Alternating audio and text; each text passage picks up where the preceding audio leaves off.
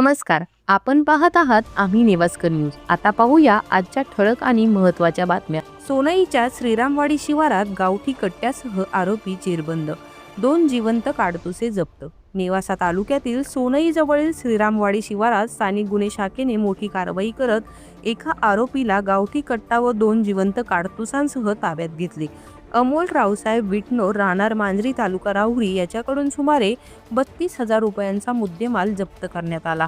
आरोपीकडे हे शस्त्र विक्रीसाठी आणल्याची कबुली असून त्याच्या विरुद्ध सोनई पोलीस ठाण्यात आर्म ॲक्टनुसार गुन्हा दाखल करण्यात आला आहे। बेहलेकर शिक्षण संस्थेतील 108 विद्यार्थ्यांची नामांकित कंपनीत थेट निवड।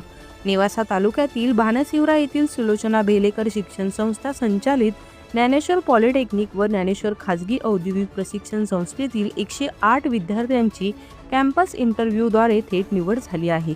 संभाजीनगर येथील बजाज ऑटो लिमिटेड आणि वेबसम सॉफ्टवेअर प्रायव्हेट लिमिटेड या कंपन्यांनी mechanical, electronics, telecommunication, computer fitter व इलेक्ट्रिशियन शाखेतील विद्यार्थ्यांची निवड केली आहे।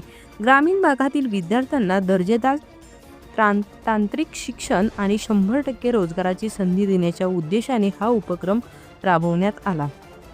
सरकारी जागेवरील 2011 पूर्वीची अतिक्रमणे नियमानुकूल, अतिक्रमणधारकांना आनंद। महसूल विभागाने 4 एप्रिल 2002च्या शासन निर्णयाला 25 मार्च 2026 रोजी पुनर्जीवित केल्याने 2011 पूर्वीची शासकीय जमिनीवरील निवासी व वाणिज्य प्रयोजनाची अतिक्रमणे आता नियमानुकूल होण्याचा मार्ग मोकळा झाला आहे। या निर्णयाचे श्रावणबाळ मातापिता सेवा संघाचे अध्यक्ष राजेंद्र निंबाळकर यांनी स्वागत करत मुख्यमंत्री, महसूल मंत्री व पालकमंत्र्यांचे आभार मानले। या निर्णयामुळे अनेक अतिक्रमणधारकांमध्ये आनंदाचे वातावरण निर्माण झाले आहे।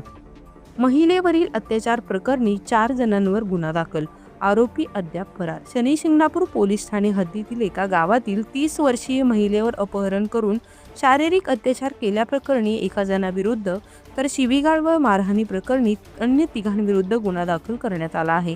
पीडित महिलेच्या फिर्यादीवरून विजय काळे, सत्यजित काळे, रंगूबाई काळे व एका अनोळखी व्यक्तीविरोधात गुन्हा नोंदवण्यात आला असून सायंकाळपर्यंत कोणालाही अटक झालेली नव्हती। पुढील तपास पोलिसांकडून सुरू आहे।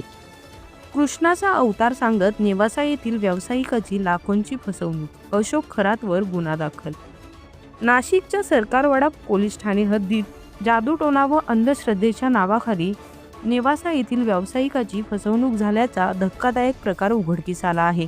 अशोक एकनाथ खरात याने स्वतःला कृष्णाचा अवतार असल्याचे भासवून व्यवसायातील अडचणी दूर करण्याचे आमिष दाखवत सुमारे 20 ग्रॅम सोन्याच्या अंगठ्या व 2,62,000 रुपये रक्कम उकळल्याचा आरोप आहे। या प्रकरणी सरकारवाडा पोलीस ठाण्यात भारतीय न्याय संहिता व महाराष्ट्र अंधश्रद्धा प्रतिबंधक कायद्यानुसार गुन्हा दाखल करण्यात आला असून पुढील तपास सुरू आहे। तर या होत्या आजच्या महत्त्वाच्या ठळक बातम्या। अधिक अपडेटसाठी पाहत रहा आम्ही नेवास्कर न्यूज। धन्यवाद।